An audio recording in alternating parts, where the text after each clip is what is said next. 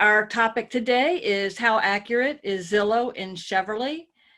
I'm Susan Pruden. I'm with Century 21 New Millennium, and I've been selling real estate for about 27 years now, and I've sold over 150 homes in Cheverly. Sold more homes than that all around the region, but Cheverly is what I specialize in. So there's a couple of facts that I sort of want to get to about Zillow.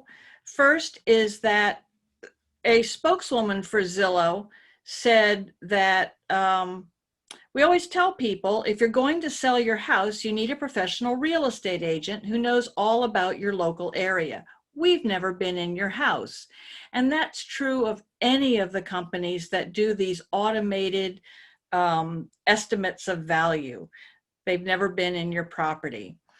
Also, Zillow will tell you itself over and over again, as a matter of fact, that it is a starting place, a beginning of conversation, and that it's not an appraisal, that if you need an accurate assessment of value, you should get an appraisal or market analysis from a real estate agent.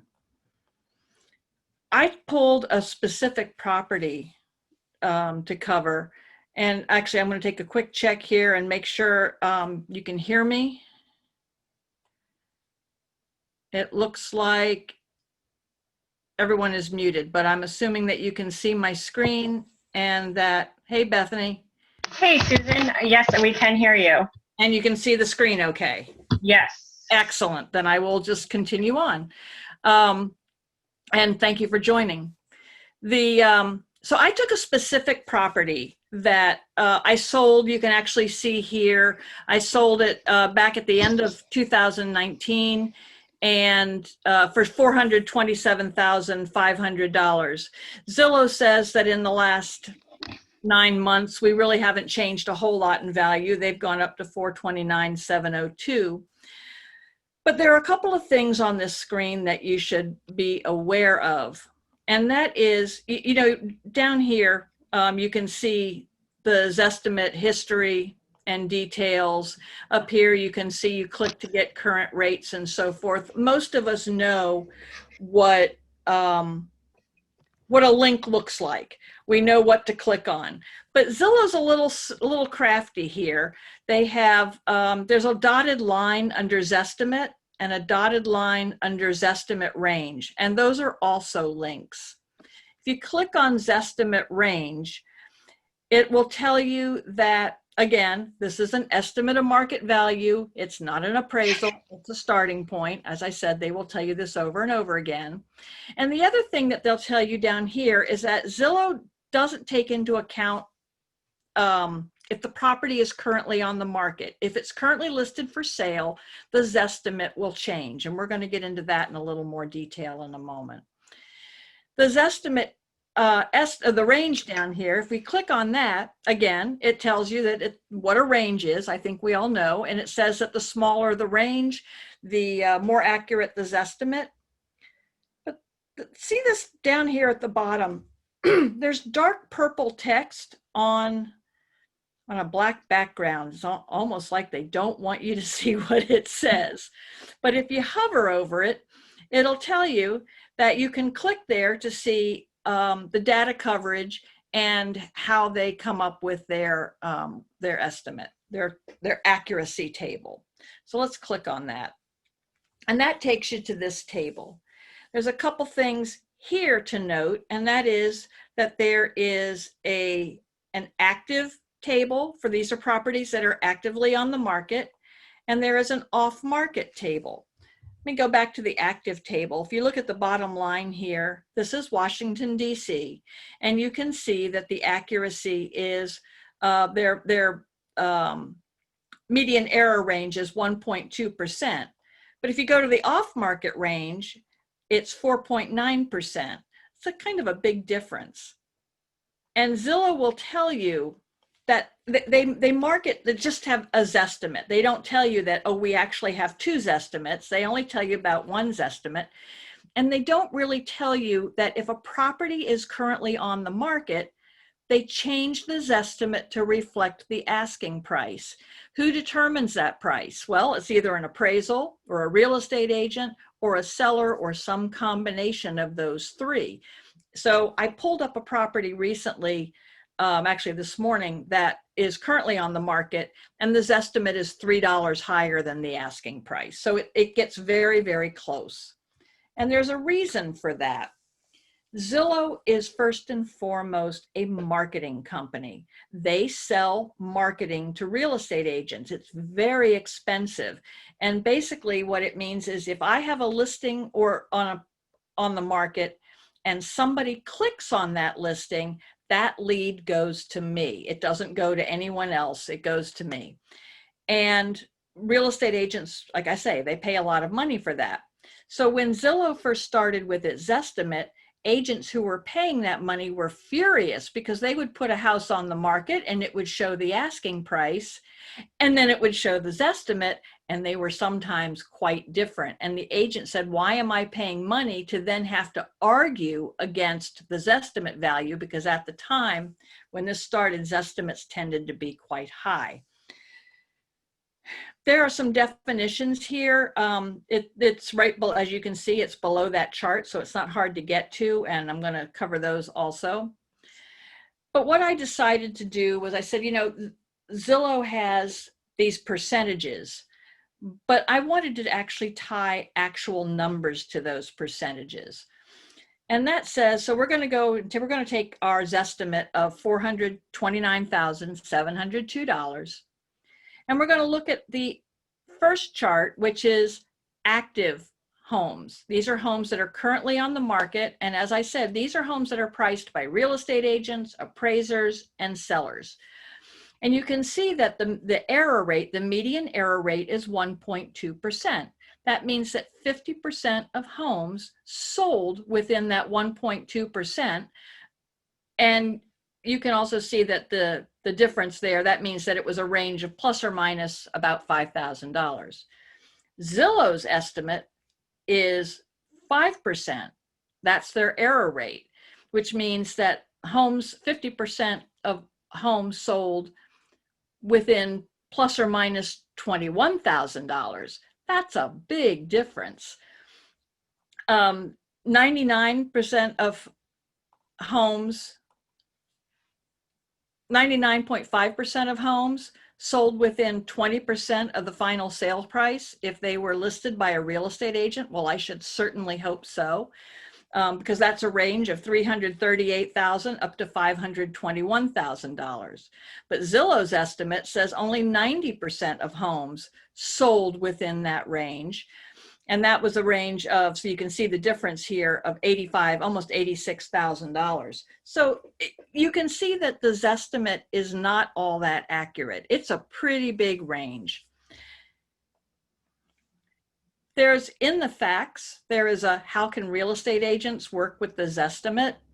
And it's pretty illustrative also, because it says that most consumers understand that the Zestimate is an estimate of the value of the home and that it should be used as a starting point. That is not my experience. My experience is that most consumers look at that Zestimate and think, oh, that's the value of the house. And then there's the next part, which says that we recommend real estate agents and other professionals, and I'm going to add that I recommend that consumers understand how a Zestimate is calculated and how to read that data accuracy table. So that's the table that we looked at a moment ago. And then the kicker is this: it says this helps us explain to our clients why the Zestimate is a good starting point, but should not be used in the final pricing of a home. So I did a chart here.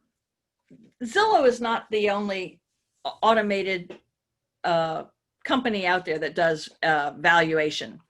So Zillow, of course, said that this property is worth $429,702. Realtor.com, they have their own algorithm, and it says that it's worth $413,500. HomeSnap says the property value hasn't changed at all since it sold back in December. Redfin has a quite high number of $462,861. RPR, that's Realtor Property Resource. It's actually usually pretty accurate, not at this starting number of 415,880, but it enables us to go in and really massage the numbers according to number. We can add number of bedrooms, we can correct square footage. We can also go in and add things like you had a new roof put on, you remodeled your kitchen. And so we can go in and actually do some pretty good adjustments to those numbers. And then Remine is another fairly new player on the game, and they say the property is worth $434,000. So you can see we have a range here, a low of $413,500 and a high of $463,000. I pulled another Cheverly property that I'm not going to say the address because I'm going to be bringing it on the market soon. And it gave us a range from $472,688 to $570,800. Again, a pretty good range. There's one other thing that I kind of want to mention here, and that is Zillow is starting, or has already started, a new venture called Zillow Offers. And basically what they're trying to do, this is something we call iBuyer, and unfortunately it's not available at the moment in Prince George's County. But Zillow Offers says, we will offer you a price for your property based on what repairs it needs and so forth. And they say that they're trying to get their Zestimate to equal what they are willing to offer you on the property. So my experience has been that the Zestimates are starting to be a little on the low side, though I wouldn't say that that's across the board. And then the other one is Redfin. Of all of these companies, Redfin is the only one that's actually a real estate company. And what are they trying to do?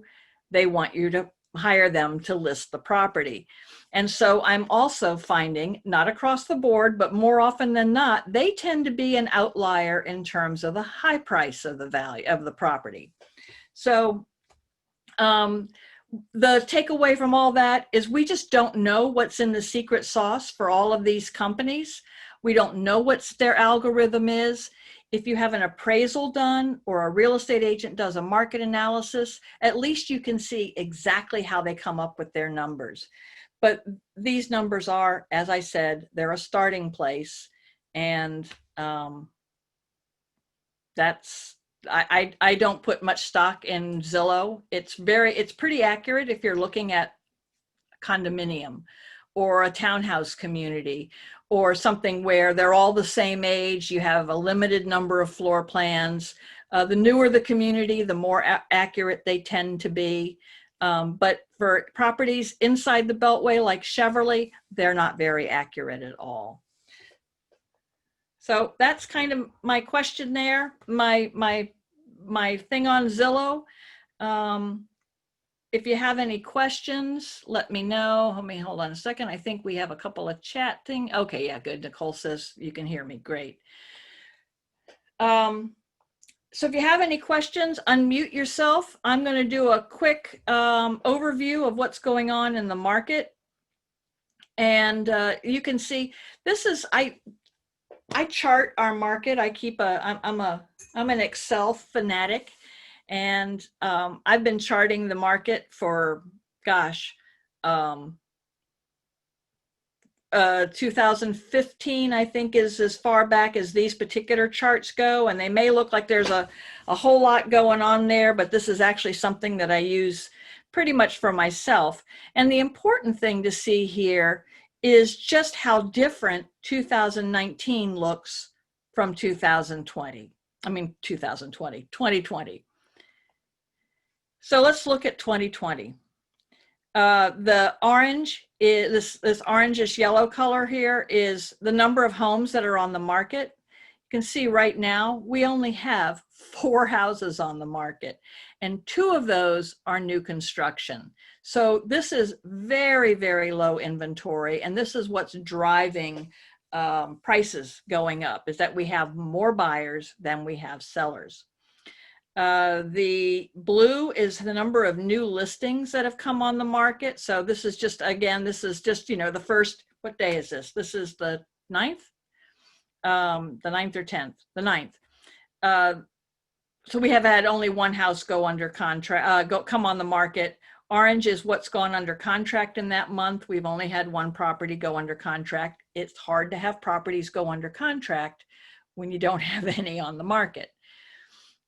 And then we haven't had any price reductions yet this month, though if you track this, you can see that price reductions, even in a hot market, we've been having quite a few price reductions. And then month supply, that says that given the last 30 days of what has sold and what is on the market, that's how many months supply we have. And right now we're at like 1.2 months or something like that. It's pretty limited. The odds of selling your house, a lot of people think that because we're in such a hot market that everything that comes on the market sells, and that's just not true. So this is the last 12 months of activity in Cheverly, and you can see that in the last 12 months, 24 properties failed to sell. We sold 76. There are currently 7 under contract. I have 2 for sale, even though there's actually 4. I removed the new construction because that's a very different market. And I didn't want them to skew the numbers because like one of them shows it's been on the market for 400 and some days. And that's just the nature of new construction. So what is with this 24 homes that didn't sell in the last 12 months? 16 didn't sell just this year. That doesn't mean that those properties came off the market and never sold. That means that when they came on the market, they failed to sell at that price and at that condition. Some sellers took their homes off the market because of the pandemic. They just weren't comfortable having people traipsing through their homes. Some sellers took their home off the market and either brought it back on the market in a better condition or at a better price, and sometimes both. So some of those properties actually did sell. And then this just reflects, this is the real estate pond. And this is just a sort of a different way of reflecting what a market looks like. And that is this flow. This is where, whoops, sorry about that. This is where your properties come on the market, they go under contract, and they go to settlement. That's the properties that are priced really, really well. They're moving along the way they should. Down here, the green is properties that are shown but aren't getting any offers. We actually have one on the market right now that's been on the market for a while, and it's just way too high priced for the market. And then down here in the stagnant mass, we don't have anything down there. And those are properties that have just been on the market for a very long time, and they're not being considered. To the buyers, they're invisible. So that's our market update. What questions do you have? Time to unmute yourselves. Good morning, Susan. This is Stephen. I have a question for you. Going back to the Zillow Zestimate, you as an agent, I would think that, well, I'll ask the question, is the Zillow Zestimate any of value to you as an agent? But I would think it's more of value, I would say value, but more interest to a consumer, the everyday person that is looking at this information. You as an agent, is that information something that you would consume? Because again, I remember you had said that you have to explain that value to the buyer or the seller. So yes and no. I need to be aware of it because when I'm talking to buyers and sellers, trust me, they are aware of it. So it's of use to me in that it's a starting place, just like Zillow says, it's a starting place to start talking about value. The hard thing for most people to understand about the Zestimate is that it's generalized for the whole area. It's really not specifically about that one house. And part of what I explain to people is that if it's a range, then, and it's a generalized range, then the more improved and better your house shows, the more you're likely to be towards the higher end of that scale. And if your property is, needs updating and so forth and repairs, then it's likely to be more at the lower end of the scale. I'm going to back up here for a second because I'm going to show you what really is more valuable to me is this. When I talk to somebody about a property, I actually go and pull all of these companies because they're going to give me more or less a better idea of range. And one of the things that I think these Zestimates and these automated valuations has done is it's given buyers and sellers the idea that there is one price for a property, and that's just not true. We put one price on a property, but an offer may come in that's priced here and is asking for closing help, and an offer might come in here that's not asking for closing help, and the net to the seller is the same. And it may not matter, it may be something else in the offer that makes a seller choose one over the other. So I really would rather that these sites emphasize the range rather than a specific number. When you tell somebody a property has a value of $429,702, that looks pretty specific, and it really isn't. Does that help?